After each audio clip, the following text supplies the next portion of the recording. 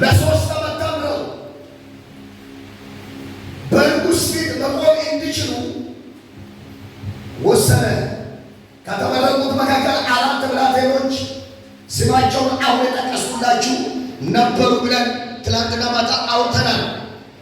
ቁጥር 8 ላይ ከእነሱ ብላቴኖች መካከል አንዱ ዳንኤል ነው። ዳንኤል በንጉሡ መብልና በምንጠጣው ጠጅ እንዳይረክስ በልቡ አሰበ። የጀንደረቦቹን አለቃ ለመነ። ይሄ ምግብ ለእኛ አይመቸንም፣ ጥራጥሬ ይስጡን፣ ውሃ ይስጡን፣ እኛ ከብላቴኖች ጋር አብረን እንማራለን፣ በምግብ ግን በጋራ በአንድ ላይ መብላት አንችልም አሉ። ምስጢሩ አንድ ነገር ነው። በባቢሎን ምድር ንጉሥ የሆነው እግዚአብሔርን አይደለም የሚያመልከው፣ ጣዖት አምላኪ ነው። እንግዲህ የአሕዛብ ነገሥታት የሚበሉትን ምግብ አስቀድሞ ለጣዖቶቻቸው ሰውቶ ነው የሚያመጡት። ሙሴ በጻፈው በእጅ መጽሐፍ ደግሞ ለጣዖት የተሰወውን አትብሉ የሚል ቃል ስላለ ነው። እነ ዳንኤል በምንም አይነት ሁኔታ በየትኛው ጎዳና ሲያልፉ በፍጹም የእግዚአብሔር ክብር አይጥሉም። የእግዚአብሔር ረሳው አይተላለፉም። ጥራጥሬ የተሰጣቸው ለ10 ቀን ያህል ተፈተኑ። ከ10 ቀን በኋላ ሲወጡ ግን በሚገርም ሁኔታ የንጉሡን መብል ከበሉ ብላቴኖች ጮማ እየበሉ ጠጅ እየጠጡ ከተማሩ ተማሪዎች ይልቅ እነሱ ፊታቸው ያማረ ስጋቸው የወፈረ ወዛም የሆኑ የወዛዙ ነበሩ። እነዛ የንጉሡን መብል የበሉ ጠጁን የጠጡ ፊታቸው ቡን ያለባቸው ናቸው። እነዚህ ግን ወዛሞች ነበሩ። ምስጢሩ አንድ ነገር ነው፣ የእግዚአብሔር ክብር ነው። ትምህርታቸውን ቀጠሉ ለ3 ዓመት።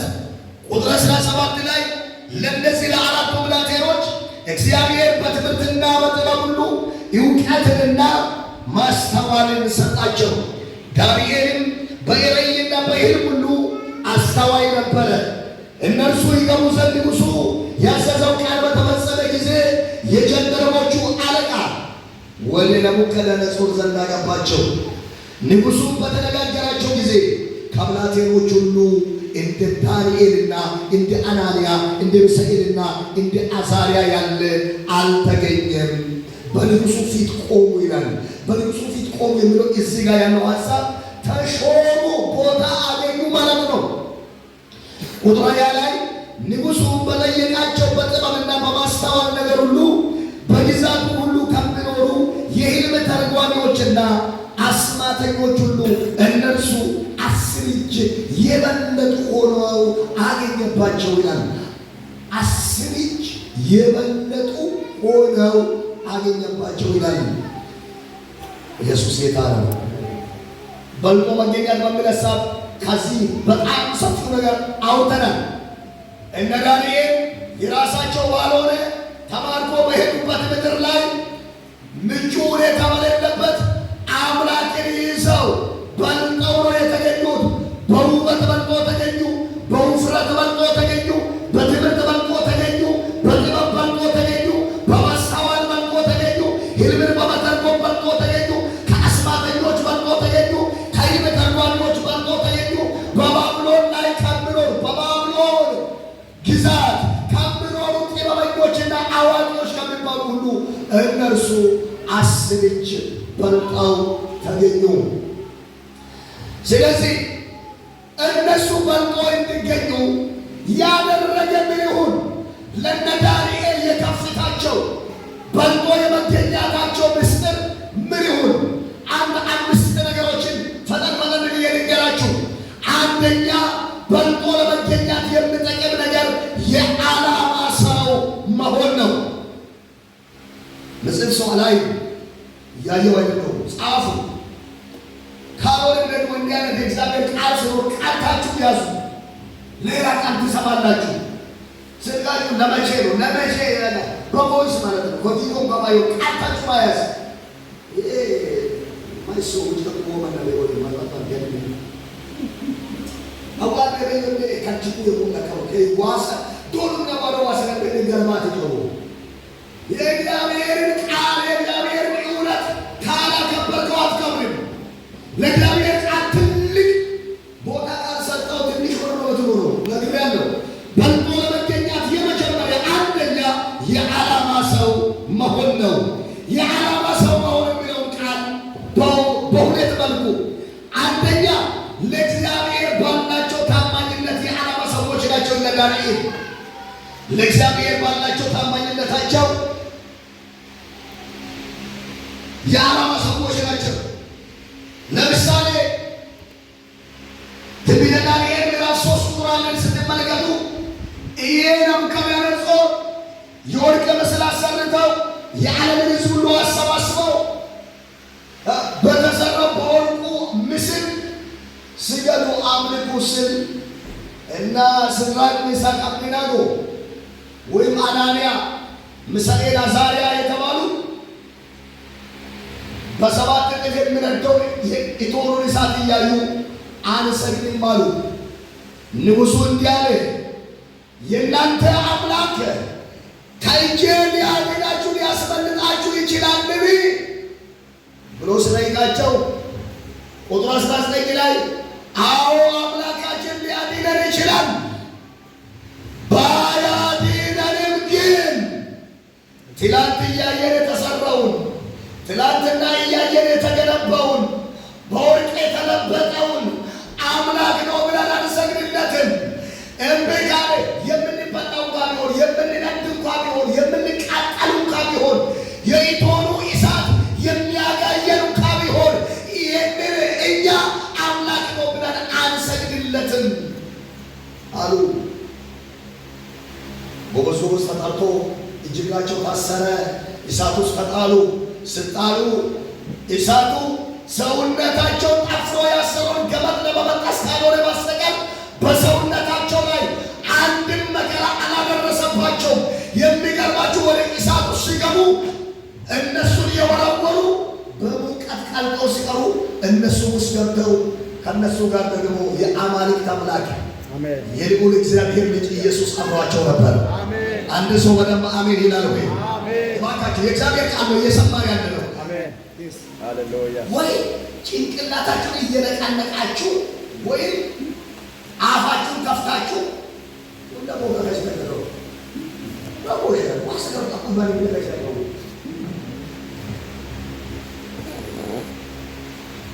ወይ ሁሉ ይሶ ሙልስ ሙጫውላ ሆሮሬ ከሲ ሆሮሬ ከዱረሲ የበላ ደግሞ ዋስገር ተቆማሪ አሜን ይሆናል። አይማ ላቃባ ሀዲል ከነበሩ ማን አከይሪ ቀራሬባ ኪሳ በዳጾ ተፈየውን ፈየውን ያያ ፈየውን ባሰጆን ፈየውን ፈይሶ መስል ለዲ ዋሰገር ቤሳ ዋምናላማን ካይሲያጣውታ ዋው ዋሰገር ሪስፔክቱ ቤታ አው ቤታ ይብጋት አልሱ ቤታ ፈየን ተሩ አንተ ከመላዩ ዋሰገር ሪስፔክቱ ቤታ ኢየሱስ ጌታ ነው። አሜን። አይታችኋል እና ሲድራቅ አይታችኋል። ለእግዚአብሔር ባላቸው ታማኝነት የዓላማ ሰዎች ናቸው። ይሄ ካለፈ በኋላ ምናልባት በኋላ ልንክድ እንችላለን ወይ በኋላ ንስሐ እንገባለን ብለው አልካሉም። እያዩ እስከ እሳት ውስጥ ገቡ። የሚገርማቸው ነገር የዕብራውያን ጻፊ እንዲህ ብሎ ጻፈ፣ አንዳንዶች በእምነታቸው የእሳትን ኃይል አጠፉ ይላል እና ሲድራቅ ሚሳቅ አብደናጎ የእሳትን ኃይል አጠፉ ይላል። እሳቱ ይቦጋቦጋል፣ ኃይሉ ግን ጠፍቷል። አሜን አሜን።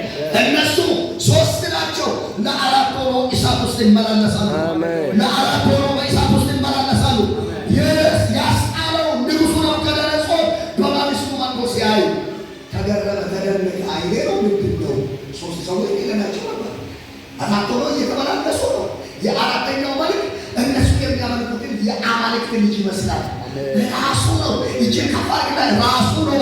ራሱ ነው የገባንበትን የሚገባ ወይ መከራከቶ ወደ ኋላ የማይመለስ ከችግራችን ጋር አብሮ የሚገኝ ራሱ ነው ኢየሱስ።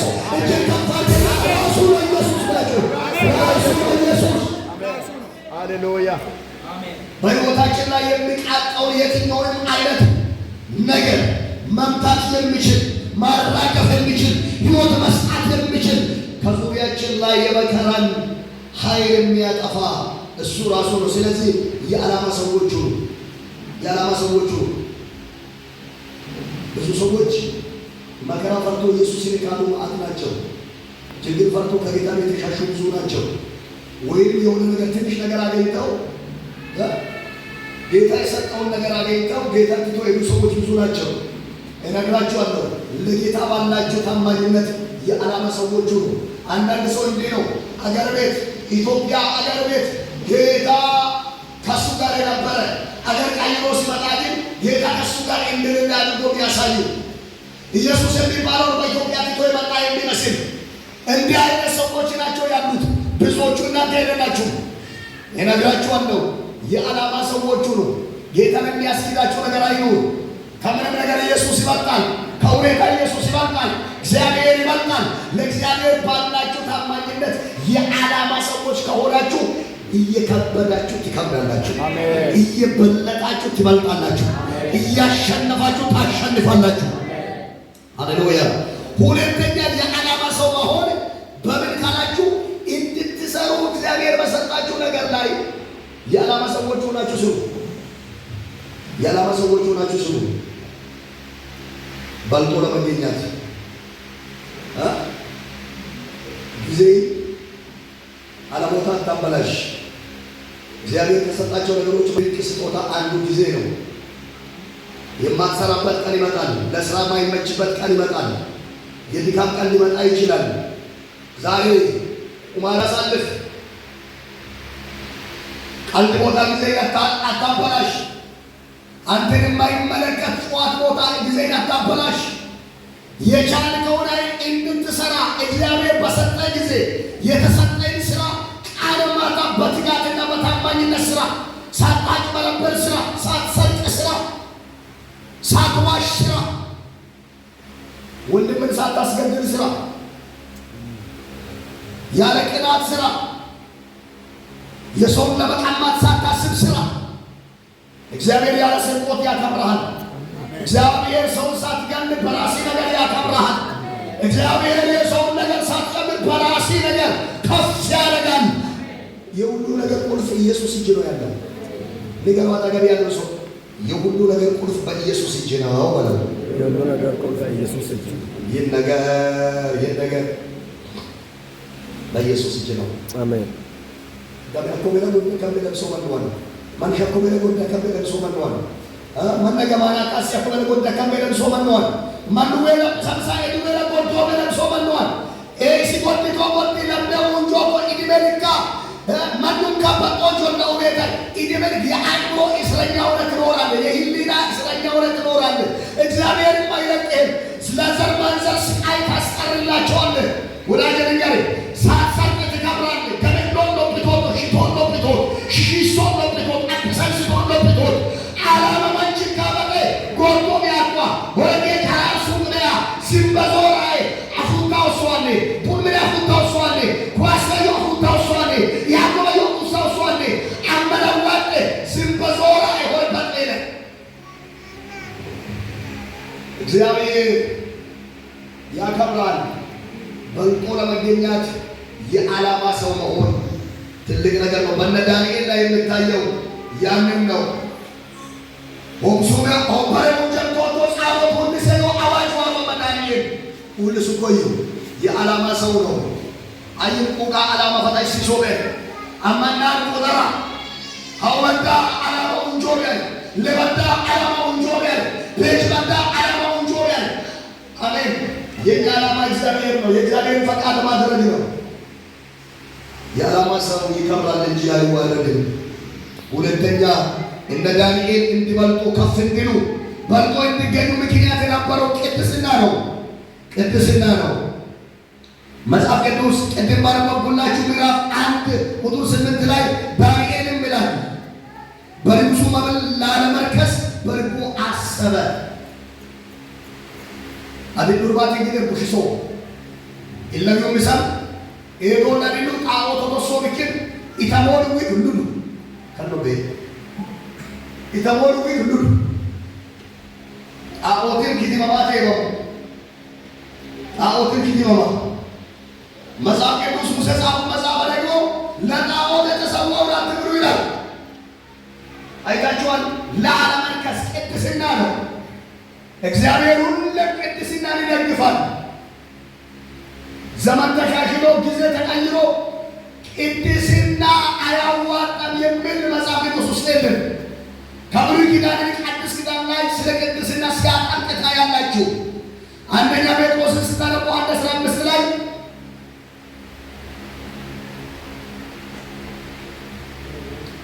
በኑሮች ሁሉ ተቀደሱ ይላል። በኑሮች ሁሉ። ስለዚህ ቅድስና ወሳኝ ነው። ቴንክ ዩ ማስተር ማለት ሁለተኛ ቅድስና ነው። ወዳጆቼ ሳውዝ አፍሪካ ላይ በጣም ሰው የሚሳረገው ነገር ቅድስና የሚባል ነገር ነው። በፍጹም ቅድስና የሚባል ወሬ ራሱ አይወራም። በቸርቾች ራሱ አይሰበክም። በቃ ሆየ ሆየ ነው። አዎ በእርግጥ አዎ ትንሽ ሆኖልናል። ጎደማን ሸይዳሞ ኢንታሞ ኤደሽ ቀየና ወኡ ከመኪና ምነደና ወሎን ስለሆነ አደበጋል ሀንፉ ምስኮ ወሞኗል ከኮነው ቤተንማ ማቴኦ መገቆሞ ኢትማ አድማ ፖለቾ ከዲማ ደነሲማ ቢራኤሳ ጉሪማ ሸሹሪማ እከበቃ ቃላዲማ ማተማታ ብኩዮስማ ማተማቶ ቶንቆል በኩዮስ አንዴ ወንጌል ተቀየረ እንደ ኢየሱስ ተቀየረ እንደ ሳውዝ አፍሪካ ያዋ ቀየሮ ጸባይ ነው። ሳውዝ አፍሪካ ዋላ እንጀር ወጥሩ ቢክር ሰንቴ ባባጥሩ ቢክር ዋ ቀየሮ ጸባይ ነው። ዋ ከሰማ ይጣወሎ ከሰማ ሶኔ ዳንኤላ ሞለካ አቲንዱባታ ከሰማት ቢዋን እንቶሞ ይንቆ ከሰማት ቢሶኒ ላይ ማን ወጥቶ ገቶዩ ከሰማት ቢሶለ ማን አይገራም ወጥቶ ገቶዩ በልጦ ለመገኘት ብልጫና ክብር ያለው በእግዚአብሔር ውስጥ ነው።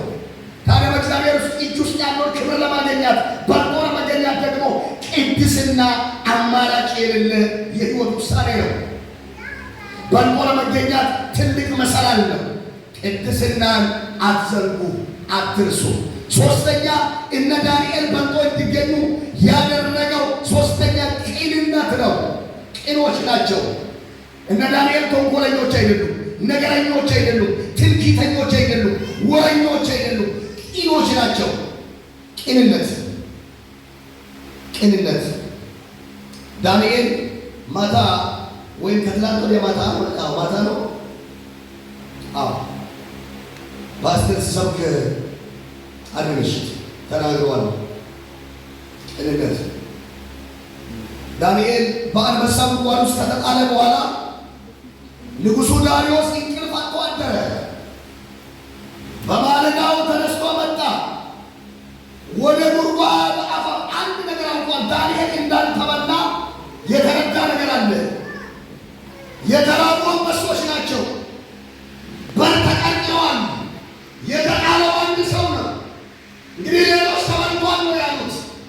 መጣ ንጉሡ በደከመ ድምፅ እየጠራ የልዑል አምላክ የእግዚአብሔር ልጅ ዳንኤል ሆይ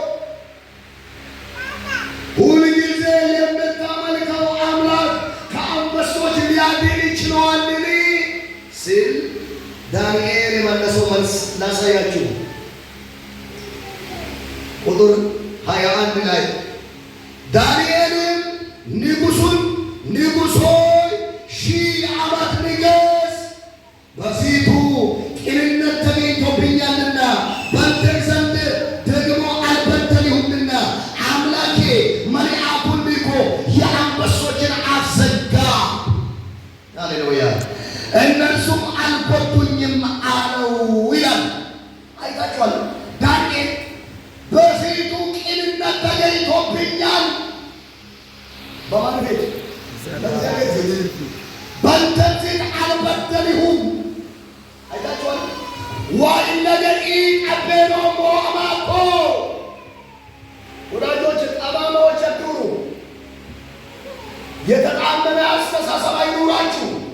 ነገር ግን ርቃችሁ አታስቡ። የሰውን ነገር አጣማችሁ አታምኑ። ቅኖች ሁኑ። ቅንነት የከፍታ መሰላል ነው። ንገሩ ከቻልኩ አጠገብ ያለውን ሰው ቅንነት የከፍታ መሰላል ነው በለው።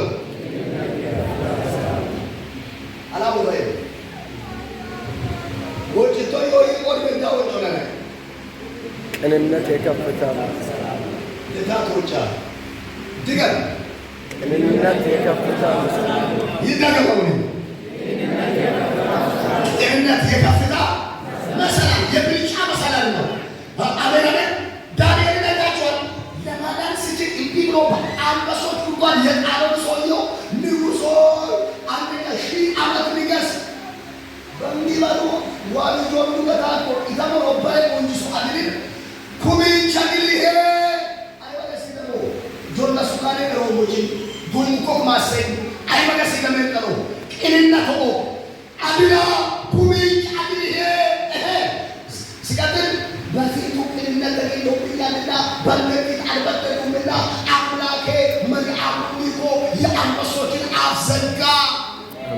አጠገብ ያለው ሰው እንደዚህ ነካርገው ለመካርገው ነው እንዲህ በለው። የቅኖች ብርሃን ትበራለች በለው። የቅኖች ብርሃን ትበራለች።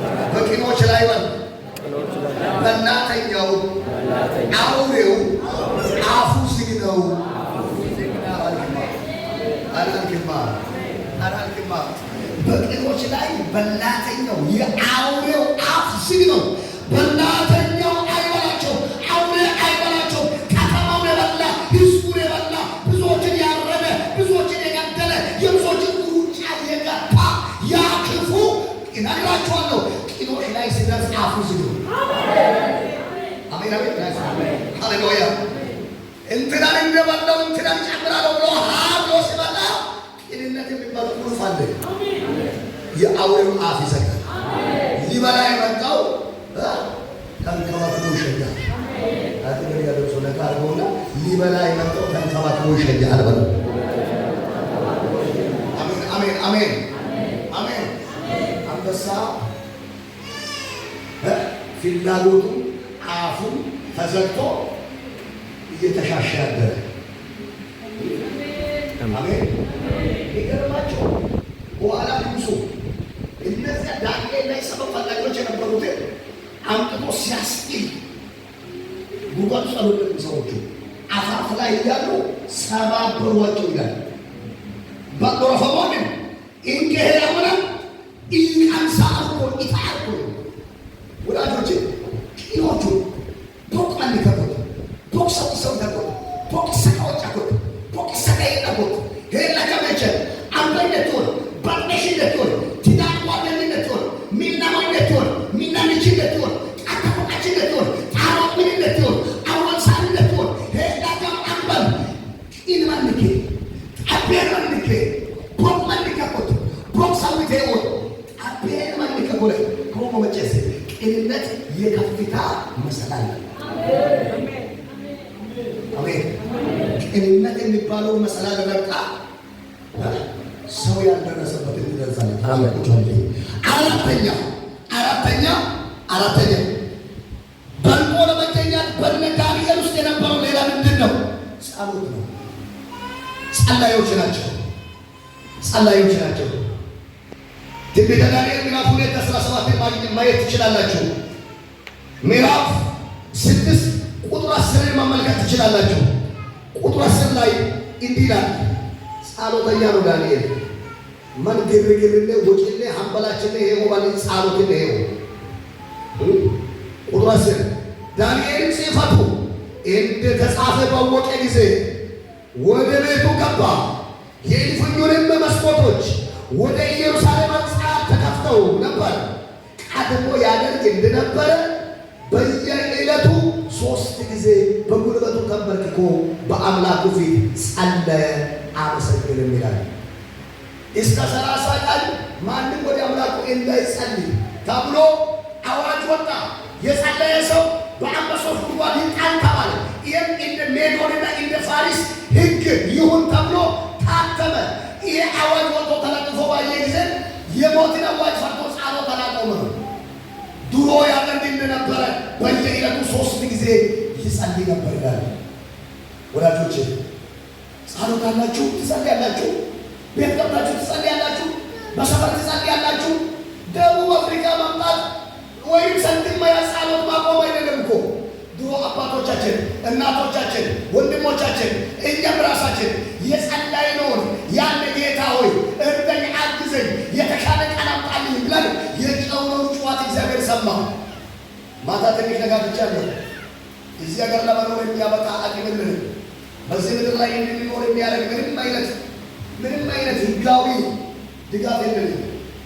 ነገር ግን አንድ ዘመን የጸለይነውን፣ አንድ ዘመን የጮኽነውን፣ አንድ ዘመን ያለቀስነውን፣ አንድ ዘመን ያን እግዚአብሔር አንተ ጸለይክ ብሎ አባት ጸልየዋል፣ እናት ጸልያለች፣ ቤተሰቦች ጸልየዋል። ያንን እግዚአብሔር ተመለከተ። በጸሎት የተከፈተ በር ነው። በጸሎት የተከፈተ ደጅ ነው። ማንም ሊዘጋ አልቻለም።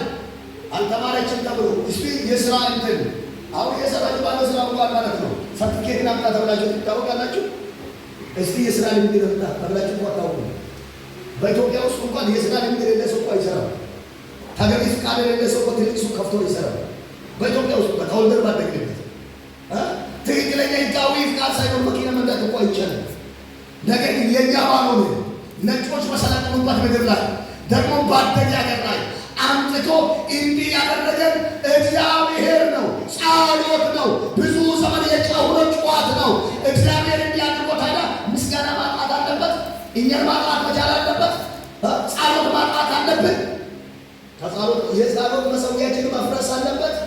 የለበትም። ወደ ጸሎት ተመለሱ። ጸሎት የከፍታ መሰላል ነው። ጸሎት በልጦ የመገኛት ምስጢር ነው። ወዳጆቼ አምታታችሁ አጭበርብራችሁ እንደምን ቃላት ሸምድዳችሁ መድረክ ላይ የሆነ ነገር ብትሆኑ ያልቅባችኋል። በጸሎት ካልሆነ የሆነ ቦታ ላይ ደርሶ ይቆማል። አይታችኋል። ዛሬ በምን ማለት ሄድኩ ብትሉ ጸሎት ከሌለ በጸሎት የተጀመረ ስለሆነ ያንተ ነገር ያለ ጸሎት የት መድረስ አትችልም። እባክህ ወደ ጸሎት ተመለስ።